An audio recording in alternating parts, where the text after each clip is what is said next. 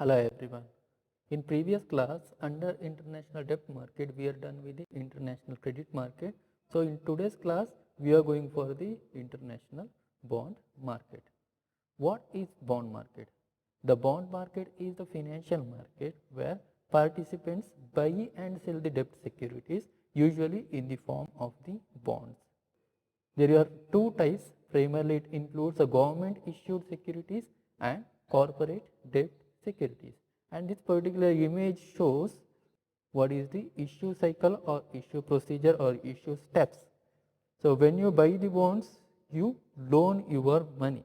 So if you are buying the bonds, then you are the lender. Okay, you loan your money. You are called as bondholder, and who will take the money called as the borrower. You receive the interest payment until the term ends. Okay, so the fixed coupon rate is there, that much of rate of return you will get. Okay, the face value is returned at the end of the maturity. Sometimes there is a possibility of the premium also. Okay, so at the time of the maturity you will redeem your face value, and sometimes that will be redeemed in the premium, or sometimes that will be redeemed in the discount also. So meaning of international bond: a bond issued in the country or a currency other than that of the investor or broker. Okay, so other than investor's currency or the brokers is called as the international bond. They include euro bonds, which are issued in the foreign currency, foreign bonds which are issued by the foreign government or the corporation in the domestic market, and global bonds which are issued in both domestic and international markets. International bond is further classified into three types: domestic bonds, euro bonds, and the foreign bonds. So these three types we are going to study little bit later. Before that, let's complete some of the basics. So here is some of the features. It is the debt market. Obviously it is the debt market. Under the international debt market there are two classifications. One, international credit market, where the loans are taken from the banks and institutions and it doesn't has any secondary market, and the international bond market where the securities have the secondary market. Okay, so the international credit market and the international bond market both are the debt markets. Debt means obviously it is a debit, means fund lending and borrowing. Okay, it is a fund raising market. Okay, so as like a capital market, this is a fundraising market. Okay, so from the surplus the funds are transferred to the deposit. From the investors the funds are transferred to fund seekers. Fixed income instrument, obviously you know the bonds are a fixed income instruments, and that particular fixed interest rate is called as a coupon rate. Okay, issued in a foreign currency, that's why it is called as the international bond. It channelizing the savings. Okay, so it channelizes the savings. So instead of investing in some of the SB accounts, FD accounts and all, it's better to invest in the securities like shares and bonds. Okay, so it is also treated as savings and you will get some of the benefits. Instruments of international bond market. So these all are the special instruments. This one we can observe in the domestic market too, but some special features are also here. Straight fixed rate. The fixed rate means the return which is there, that is fixed one, that is called as a coupon rate, and floating rate note. So variable coupon rates are there which is equal to money market reference rate. Okay, so here the return is given on the basis of the money market reference rate. Okay, then convertible bonds, you know about this, the bonds which can be convertible into the shares.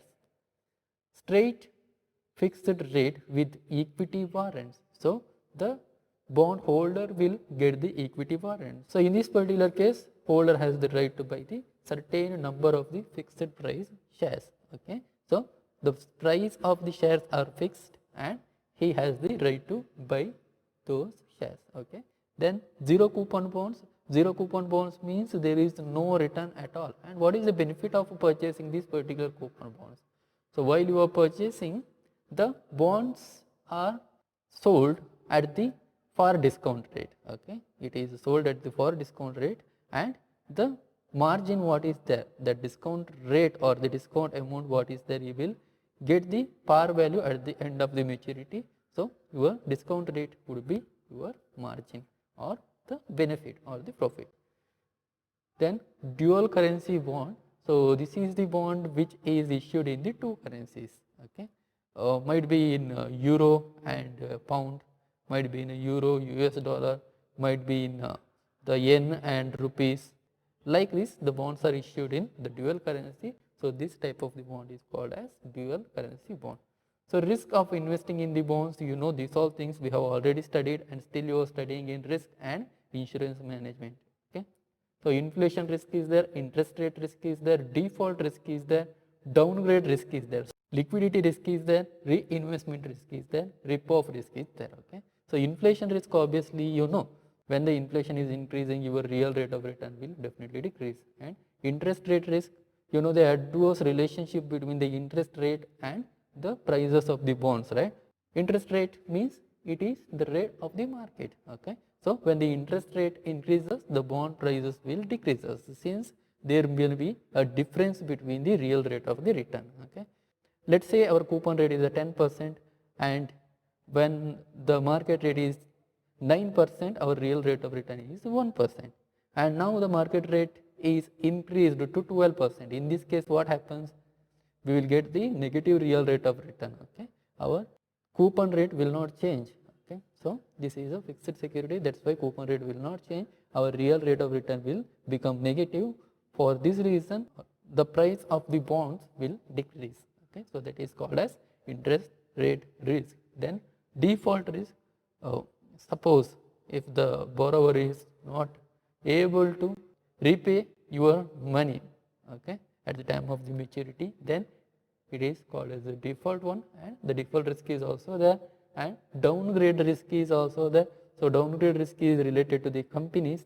Here, if the company is taken more and more loan, then the repayment capacity will become less. Am I right? So that the credit rating agencies like Moody and all, they will evaluate the repayment capacity, and they used to give the grades. So if the grades are less, obviously the price of those debt securities will decrease. That is also one of the risks. And liquidity risk, you know, to convert these securities, it will take time. That is what liquidity risk. Reinvestment risk, these bonds can be reinvested. So this is one. And rip-off risk, the borrower has the right to call back these securities at any time in some of the type of the securities. So this is what the rip-off risk. Okay, so these all things are the risk of investing in the bonds. So advantages and disadvantages. Diversify your portfolio. So these all are the advantages. You can diversify your portfolio. So what is portfolio? Portfolio is a group of the investment where you will get the maximum benefit. Okay. So in any situations, if you are able to get the maximum benefit from the group of the investment, that is called as the optimum portfolio.